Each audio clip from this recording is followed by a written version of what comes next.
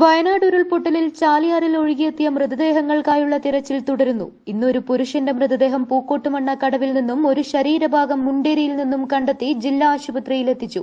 ഇതോടെ 74 മൃതദേഹങ്ങളും 133 ശരീരഭാഗങ്ങളും നിലമ്പൂർ ജില്ലാ ആശുപത്രിയിലെത്തി.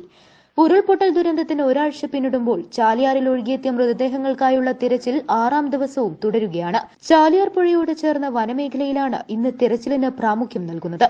വനം വകുപ്പും സംയുക്ത സംഘവും തിരച്ചിലിൽ പങ്കാളികളാവുന്നുണ്ട്. പോത്തുകൽ പഞ്ചായത്ത് പരിധിയിൽ നിന്ന് ഉരുൾപൊട്ടൽ നടന്ന ചൂരൽമല ഭാഗത്തേക്ക് കഴിയാവുന്ന ദൂരം തിരച്ചിൽ നടത്തും.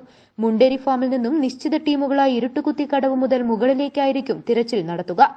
വനത്തിലൂടെ ഒഴുകുന്ന പുഴ കേന്ദ്രീകരിച്ച് പരപ്പൻപാറ വരെ തിരച്ചിൽ നടത്തി വൈകുന്നേരം 5-ന് മുണ്ടേരിയിൽ തിരിച്ചെത്താവുന്ന വിധത്തിലായിരിക്കും ദൌത്യം. സംഘം 3 ശരീരഭാഗങ്ങൾ ഉച്ചയ്ക്ക് മുമ്പ് കണ്ടെത്തിയിട്ടുണ്ട്. ചാലിയാറിന്റെ മറ്റു ഭാഗങ്ങളിൽ സന്നദ്ധ പ്രവർത്തകരും തിരച്ചിൽ തുടരുകയാണ്. അതേസമയം ഉരുൾപൊട്ടലിൽ 219 മരണമാണ് ഔദ്യോഗികമായി സ്ഥിരീകരിച്ചത്. 96 പുരുഷന്മാരും 87 സ്ത്രീകളും 36 കുട്ടികളും ഇതിലുൾപ്പെടും. 171 മൃതദേഹങ്ങളാണ് ബന്ധുക്കൾ തിരിച്ചറിഞ്ഞത്. 135 മൃതദേഹങ്ങൾ ബന്ധുക്കൾക്ക് കൈമാറി. നിലമ്പൂർ ജില്ലാ ആശുപത്രിയിൽ നിന്നും വയനാട്ടിലെത്തിച്ചതിൽ 35 മൃതദേഹങ്ങളാണ് ബന്ധുക്കൾക്ക് കൈമാറിയത്. ദുരന്ത പ്രദേശത്ത് നിന്നും ആശുപത്രികളിൽ എത്തിച്ചവരുടെ എണ്ണം 541ആയി. വയനാട്, കോഴിക്കോട്, മലപ്പുറം ജില്ലകളിലെ വിവിധ ആശുപത്രികളിൽ നിലവിൽ 96 പേർ ചികിത്സയിലുണ്ട്. 223 പേർ ആശുപത്രിയിൽ നിന്നും ഡിസ്ചാർജായി. News now, Nilambur.